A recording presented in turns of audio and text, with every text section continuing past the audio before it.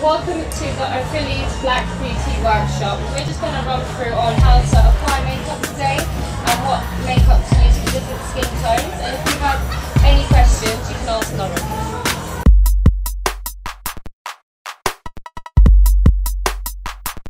As a concealer, you can get different strengths from different brands. I love MAC and Bobbi Brown. They have a massive range of colours.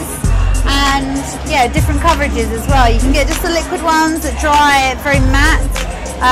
Otherwise you can get cream ones that you can fix with a powder. So really it depends on your skin type and what you're really looking for. If you need a little bit more sort of a heavier coverage, Studio Fix is really good from MAC as well. Again, none of them are very oily either, so they won't aggravate. If you're like covering up any blemishes, they're not going to aggravate the spots, or you know, just concentrate on the areas that you need concealer, not all over, definitely not all over, just little areas.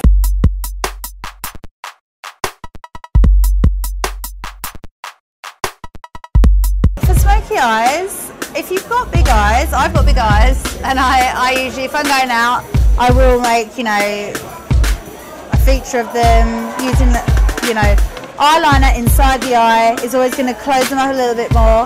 Use it not only just on the bottom but on the top as well, and that really creates like a cat sort of feline look. Also liquid liner along the top and using like a darker all across and bringing it out, really wing it out. Not so much underneath, because when you put eyeshadow underneath it opens the eyes up, so it's great if you've got smaller eyes for smoky eyes, which is, you know, fantastic, but maybe just keep it to the sort of corners and blend it out. I can you know, show you and demonstrate. Yeah, use sort of flicks to wing the eyes out with liquid liner. If you're not very steady, haven't got much of a steady hand, gel liners are great. You can paint them on yourself. Just get yourself a flat edge brush or an angle brush, which I have got somewhere in here. I want like this, and then you can literally like draw it on yourself and move the colour along, or use a kohl and then soften it with the brush rather than going straight in with a liquid liner, because they can be just a little bit messier. If you've got dry or oily skin, always moisturise your skin. Always, like, always put a moisturiser on in the morning and let that sit, maybe while you're doing your mascara or something, let that sit into the skin.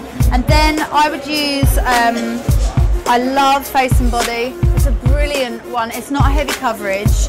It almost acts as like a tinted moisturiser, but it doesn't have a greasy finish. It almost finishes like a film on the skin.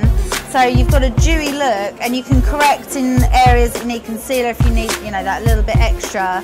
But it's good enough for dry skin, because it's not a drying one. Because some of the ones like Sculpt is another one by MAC that can be quite drying as Studio Fix. That's great if you've got oily skin. But this one I think is great for dry and oily, because then you can, it doesn't have, it's water based, no oil in there, but it has a real sort of dewy look. So I'd really strongly recommend that one.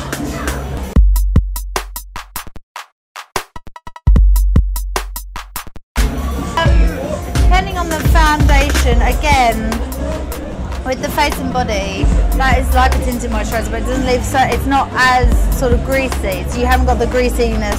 I would only use a loose translucent powder rather than a fixed compact. Loose translucent powder will go on any skin tone shade.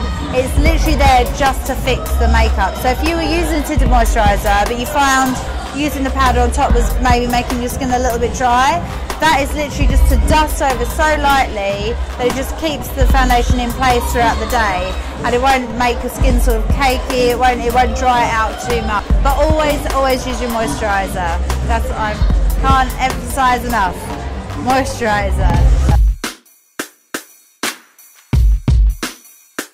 So can you tell me, Misha, as a bare minimum, what should we have in our makeup kit? Okay, I'll start off with a foundation brush. This brush basically is like a flat brush you use, and it makes your foundation go much more lighter, so it doesn't look really heavy and painted. You just put the right amount of use.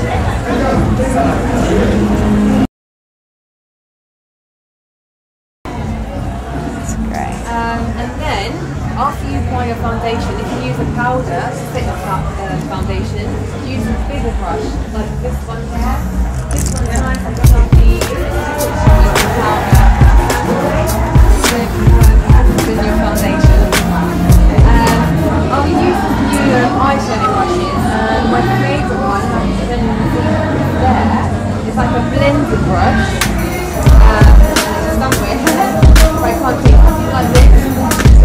This is like kind of like a zone into it, and what that does is really blends your eyeshadow.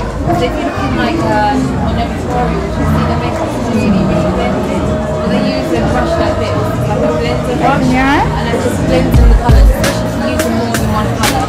It really blends it out. You use like a really thin brush for eyeliner, but you can just use an eyeliner pencil. But if you want to use, say for instance you've got eyeshadows, you can actually use eyeshadows with an eyeliner as well. So you can dip one of these brushes into water and dip it into your eyeshadow and use it as an eyeliner as well. So you can multitask with it. Absolutely. Excellent. Well, that's all we've got time for in today's programme. Join us again next time.